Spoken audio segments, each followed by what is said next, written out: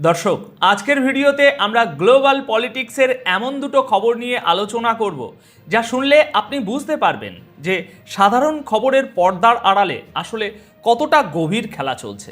আজকের আলোচনার মূল শিরোনাম হলো দুটো।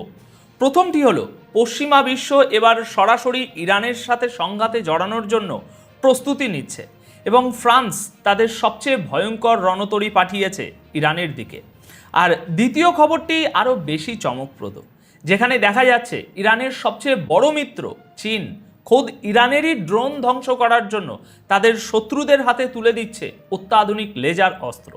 এখন আপনাদের মনে হতে পারে, চীন কি তাহলে ইরানের সাথে ডাবল গেম খেলছে, নাকি এর পেছনে রয়েছে অন্য কোনো মাস্টার প্ল্যান?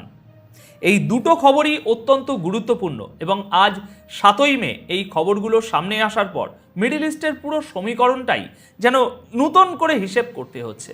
তাই আজকের এই ভিডিওতে আমরা শুধু কি ঘটেছে তা জানবো না, বরং কেন ঘটেছে এবং এর ফলে দুনিয়ার জিওপলিটিক্সে কি প্রভাব পড়তে যাচ্ছে তা অত্যন্ত প্র্যাকটিক্যাল দৃষ্টিকোণ থেকে বিশ্লেষণ করব। দেখুন, প্রথম খবরটির দিকে যদি আমরা তাকাই তাহলে বুঝতে পারবো যে মিডল ইস্টে একটা বড় ধরনের যুদ্ধের প্রস্তুতি চলছে।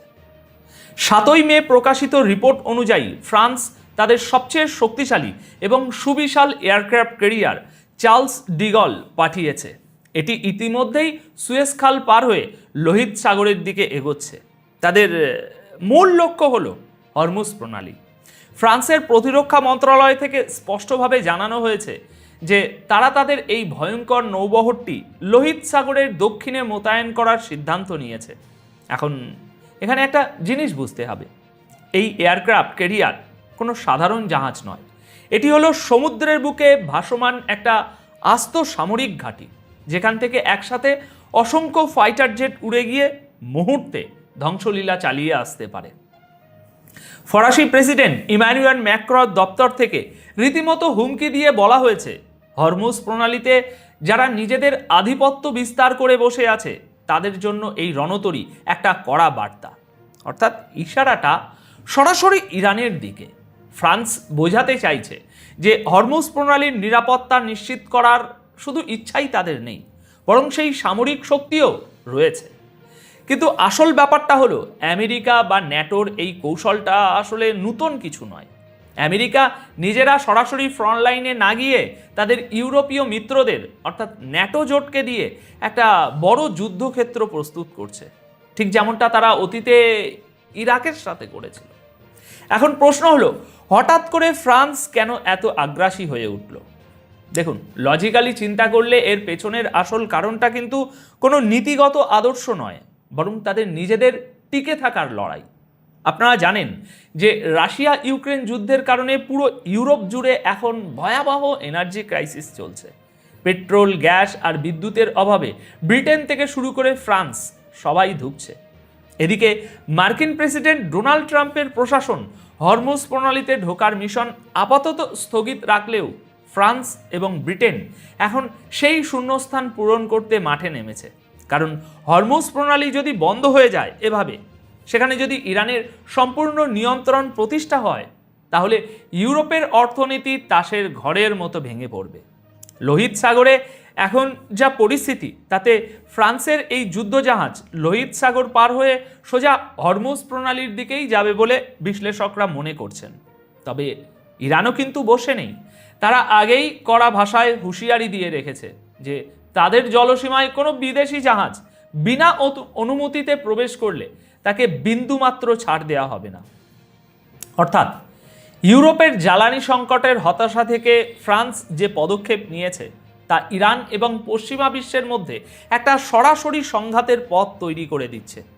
আমেরিকার জন্য এটাই হয়তো সবচেয়ে বড় সুযোগ, যেখানে তারা ইউরোপের কাঁধে বন্দুক রেখে নিজেদের জিওপলিটিক্যাল ফায়দা লুটতে চাইছে। এবার আসুন আমাদের দ্বিতীয় এবং সবচেয়ে ইন্টারেস্টিং খবরে। ডিফেন্স ওয়েবসাইট এবং ক্লাস রিপোর্টের বরাত দিয়ে একটা অতি চাঞ্চল্যকর তথ্য সামনে এসেছে। দুবাই এয়ারপোর্টে চীনের তৈরি অত্যন্ত অত্যাধুনিক গুয়ানজান 21A লেজার ডিফেন্স সিস্টেমের উপস্থিতি দেখা গেছে। এই সিস্টেমটি এমনভাবে ডিজাইন করা হয়েছে যা চোখের পলকে আকাশে থাকা যে কোনো ড্রোনকে লেজার রশ্মি দিয়ে পুড়িয়ে ছাই করে দিতে পারে।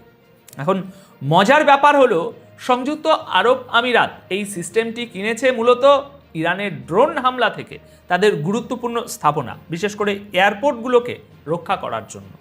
সাধারণ চোখে দেখলে মনে হবে চীন বুঝি ইরানের সাথে চরম বিশ্বাসঘাতকতা করেছে। কারণ একদিকে বেইজিংয়ে ইরানের পররাষ্ট্রমন্ত্রী আব্বাস আরাগাচিকে চীন বিপুল সমাদর করে স্বাগত জানাচ্ছে এবং নিজেদেরকে ইরানের সবচেয়ে কাছের বন্ধু হিসাবে দাবি করছে।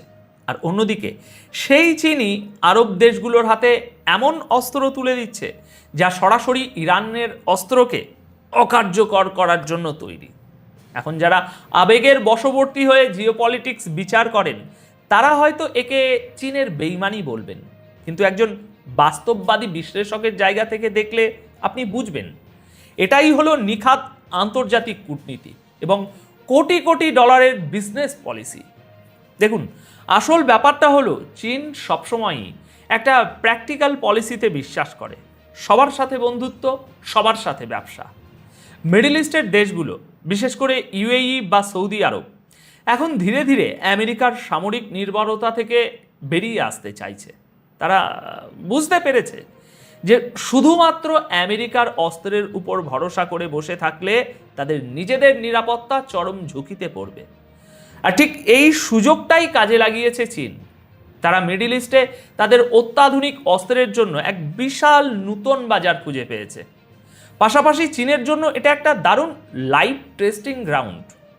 যুদ্ধের একদম বাস্তব ময়দানে তাদের লেজার সিস্টেম কতটা কার্যকরভাবে ইরানি ড্রোন ঠেকাতে পারে সেটা দুনিয়ার সামনে প্রমাণিত হলে চীনের এই অস্ত্রের বিক্রি বিশ্বজুড়ে বহুগুণ বেড়ে যাবে। চীন অত্যন্ত পরিষ্কারভাবে বুঝিয়ে দিয়েছে যে তারা আমেরিকা বা ইসরায়েলের বিরুদ্ধে অবশ্যই ইরানের পাশে আছে, কিন্তু তার মানে এই নয় যে তারা আরব বিশ্বের সাথে তাদের বিলিয়ন বিলিয়ন ডলারের অস্ত্রের ব্যবসা পুরো বন্ধ করে দেবে। এই ওপেন বিজনেস স্ট্র্যাটেজি প্রমাণ করে যে আরব বিশ্ব এখন নিজেদের সুরক্ষার জন্য যে কোনো বিকল্প গ্রহণ করতে প্রস্তুত এবং চীন সেই সুযোগ লুফে নিয়ে পুরো অঞ্চলে নিজেদের প্রভাব এমনভাবে বিস্তার করছে যা পশ্চিমা বিশ্বের জন্য এক বিশাল মাথা ব্যথার কারণ হয়ে দাঁড়িয়েছে। দর্শক, আজকের এই দুটো খবর থেকে একটা বিষয় একদম জলের মতো পরিষ্কার। একদিকে পশ্চিমা বিশ্ব, বিশেষ করে ইউরোপ, তাদের জ্বালানি সংকট মেটাতে মরিয়া হয়ে ন্যাটোর ছায়াতলে একজোট হয়ে মিডল ইস্টে পেশি শক্তি প্রদর্শনের চেষ্টা করছে। আর অন্যদিকে চীন কোনো রকম সরাসরি যুদ্ধে না জড়িয়ে অত্যন্ত ঠান্ডা মাথায় অস্ত্র ব্যবসা এবং কূটনীতির মাধ্যমে পুরো অঞ্চলে তাদের শিকড় আরও মজবুত করছে।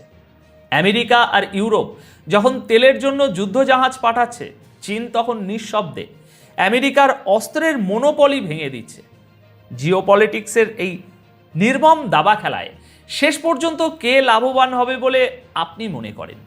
ইউরোপের এই আগ্রাসী পদক্ষেপ কি মিডল ইস্টে আরেকটি বড় যুদ্ধের সূচনা করবে, নাকি চীনের এই নিখুঁত ব্যবসায়িক কূটনীতি পশ্চিমাদের সব হিসেব নিকেশ পাল্টে দেবে?